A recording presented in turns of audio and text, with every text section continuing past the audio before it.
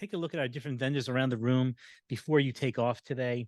We are just about at the end of our program. And so, for our closing remarks, we're going to invite Dale Falwell up here, our North Carolina State Treasurer. He's going to tell us a little bit about how we can find some balance the same way we do financially. Let's give a round of applause for Dale. Yeah. Thank you, James. Good afternoon. I know that a lot of people in this room are connected to our state pension, our local pension, and our state health plan. And I just want to tell you briefly that all those are in really good shape. So with all the anxiety and that we have in our society, that's not something you need to think about. Just a few miles from here is the famous Oakwood Cemetery. Those of you who have never walked through the Oakwood Cemetery, it is very historical. And there you'll find the gravesite of former coach Jim Valvano. And literally on his headstone, it says, every day you're supposed to laugh a little, cry a little, and think a little. And we've all done that just over the last hour. And maybe some of that will happen over the next few minutes. I always start my remarks by a story about a person who walks into Taco Bell.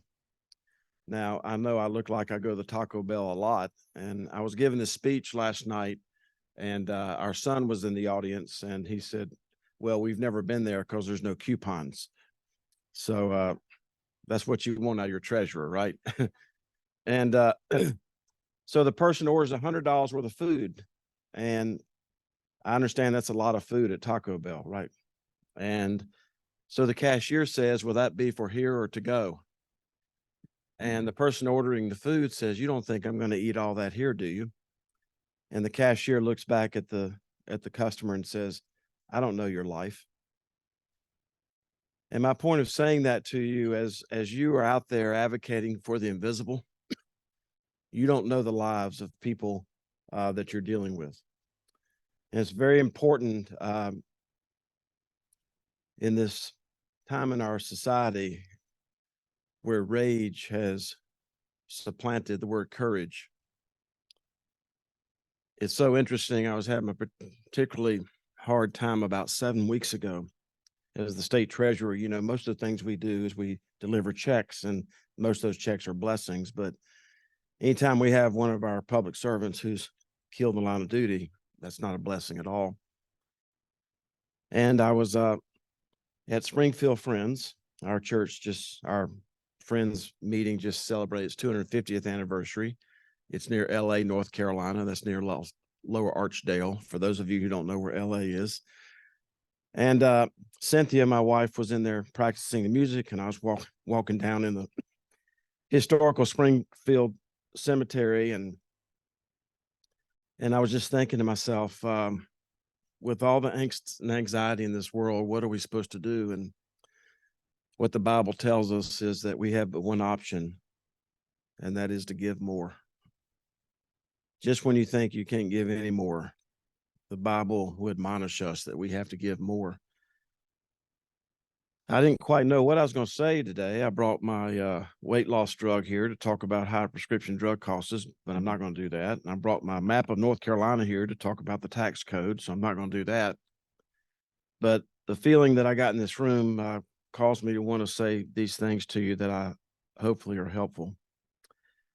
One is that I never want any of you in this room, and let's not leave the spouses out of this conversation either, because it's not just you that do what you do to advocate for the invisible, but it's the spouses of all of you who are also advocates.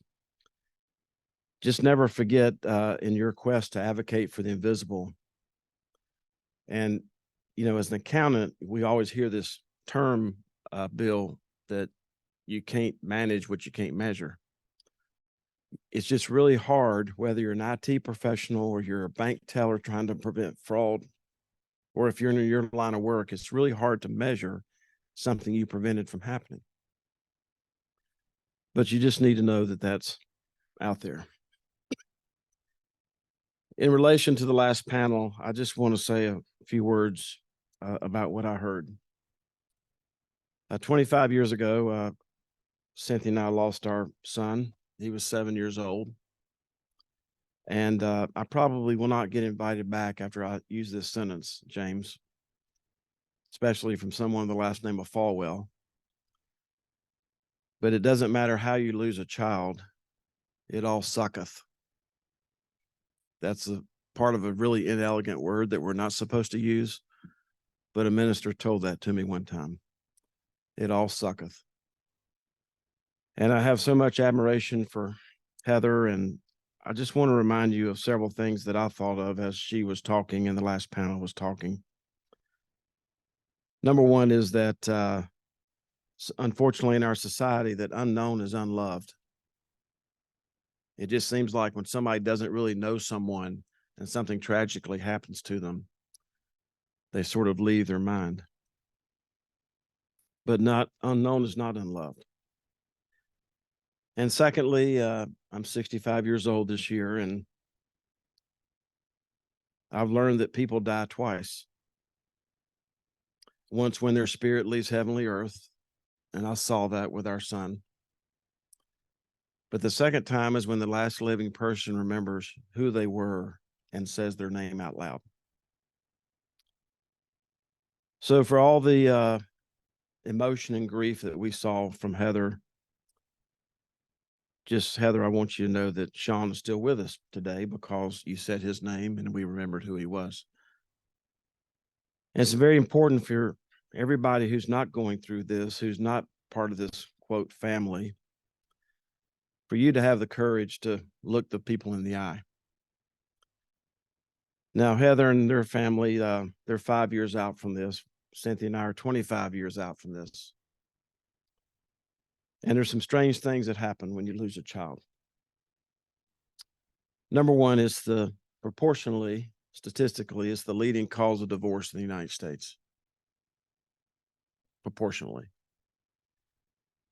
Because nothing is ever like it used to be. No song on the radio, no changing of the seasons, no smell, no holiday, no anniversary. Nothing is ever like it was before. And unfortunately, especially for couples, and I don't mean this in an inelegant way, I just mean this in an emotional way. For the rest of their time together, they're going to be on different elevators. Now, sometimes my wife, Cynthia, was on the 10th floor, and I was on the first floor, and she was looking down saying, "What are you doing on the first floor?" And then sometimes I was on the 10th floor and she was on the first floor emotionally as we were dealing with this grief and still are. And I would say, "What are you doing on the first floor?" My point of saying this to you, and I hope some of this is helpful, is that when you're trying to counsel people, especially couples who are going through this, it'll happen that occasionally both elevators will stop on the same floor. It may be the first floor, it may be the fourth floor, or the 10th floor. And what couples have to do is they just have to cherish that, even if it's for 5 seconds or 5 minutes or 5 hours. That's the only way to get through it. Secondly, this grief process is a little bit like Florida. If you just imagine this part being Florida. So some days as you're going through this grief, it's like the west coast of Florida, the Gulf, where the waves are just kind of lapping in, the grief just kind of coming in. It's stable, it's there, you know it's there. But then again, and people, there's somebody at each one of these tables, by the way, you may not know it because you're not up here speaking. Someone at each one of these tables has been affected some way, shape, or form in losing a child. But some days are like the east coast of Florida, where those undertows and those waves are so crashing and so violent, it just feels like they're going to take you under. So as I talk about this, I just want to remind you, as you're trying to advocate for the invisible, just to remember a few things. Number one is that, unfortunately, you're in a society right now where rage is winning. And as I was walking down through the cemetery at Springfield, I came back, and the sermon was on the fact that the word rage is inside the word courage. And I asked Cynthia, I thought COU meant from the neck. but she reminded me that she probably thinks it's COUR, which means from the heart. So as we're going through this, try to emphasize as much as possible more courage in our society and less rage. The other thing is that those of you who know anything about the Quaker religion, we do things in circles. And unfortunately, there are not a lot of circles in our society these days. Circles where you have to turn around and face the person in front of you instead of rows where you can just throw rocks and run. So we need more circles. And in the spirit of the outgoing vice mayor of Durham, you just never know when somebody's going to say something to you that makes it that sticks. And this gentleman said something to me a couple of years ago, and that is that when you're a public official, which you all are, by the way, if there's any way possible to listen to understand instead of listen to respond, it's unimaginable what you can all accomplish. So much of our society right now is people listening so they can respond instead of listening to try to understand. I'm the least likely person to ever be standing up here.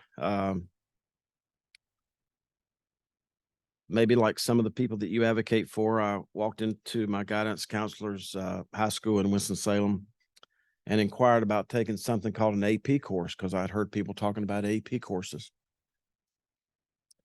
And my guidance counselor told me that looking at my record in school, that she thought that I'd be better suited applying for a job bagging groceries at the A&P grocery store, not taking an AP course.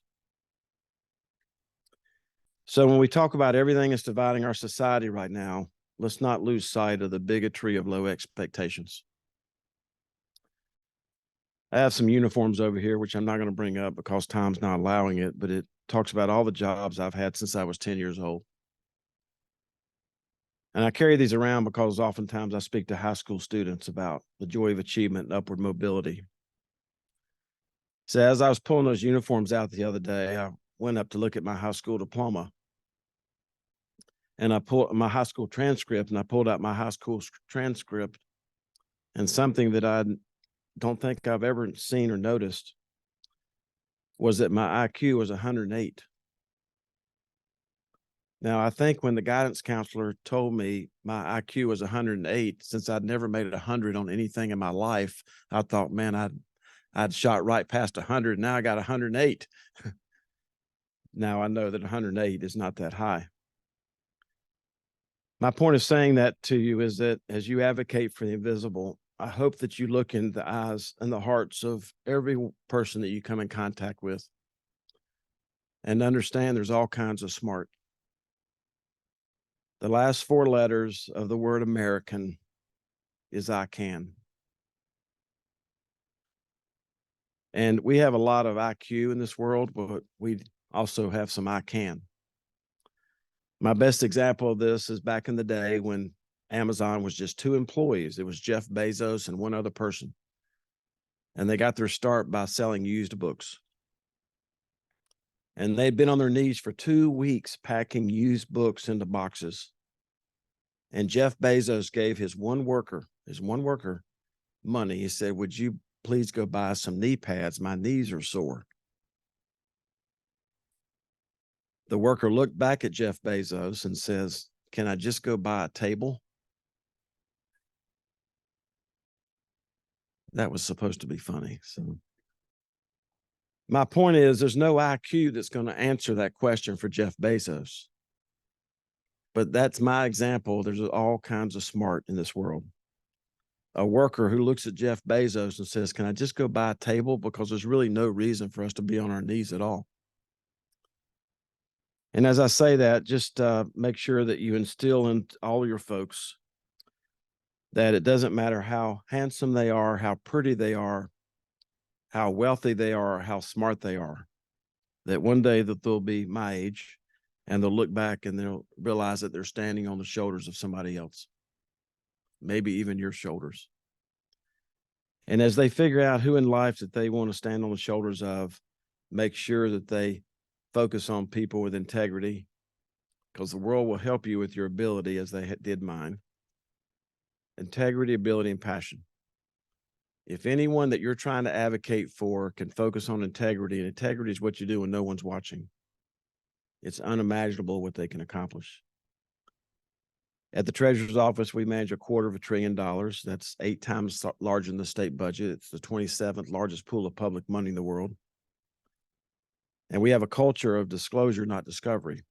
If you can instill in these young folks that they're going to make mistakes. I've been racing motorcycles 47 years. I never won a championship or a race where I didn't slide out in a turn or hit a tree or tried to jump a creek and didn't quite make it. But if you'll create a culture in the minds of these folks, not only to get God between their ears every day before they do, but also when they make a mistake because they're trying to do something better and faster, then if they disclose it and not wait for the world to discover it, it's unimaginable what they can accomplish. As I close my remarks, I want to thank you for just giving me an opportunity. I was grateful to hear Sean's story today. And I want to leave you with one more thing, because typically my remarks are a little bit like a country music song. I kind of build you up, burn you down. Now I got to build you back up at the end. I think I passed out one of these cards to every table except these 3. This is one thing we do at the Treasurer's Office. It's called nccash.com. The official word is the escheats division, but I used to stutter, and I'm advised not to use that word in a sentence because it could come out wrong and I wouldn't get invited back. But this is not a gimmick. There's somebody at each one of these tables that has money sitting at nccash.com. There's someone at each one of these organizations in the back row that has money sitting at nccash.com. There's $1 billion sitting there. We paid out $110 million this year. And generally speaking, it's where somebody tried to mail you a check that you did not get or did not cash.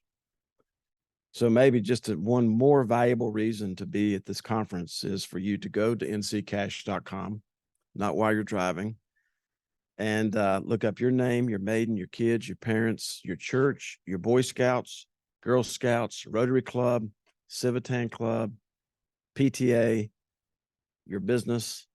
You'll be shocked what you might find at nccash.com. And on behalf of all the statewide elected officials, I want to close by thanking you for advocating for the invisible like people did for me all of my life. And my last name is Falwell. My time is up, and I thank you for yours. Thank you very much.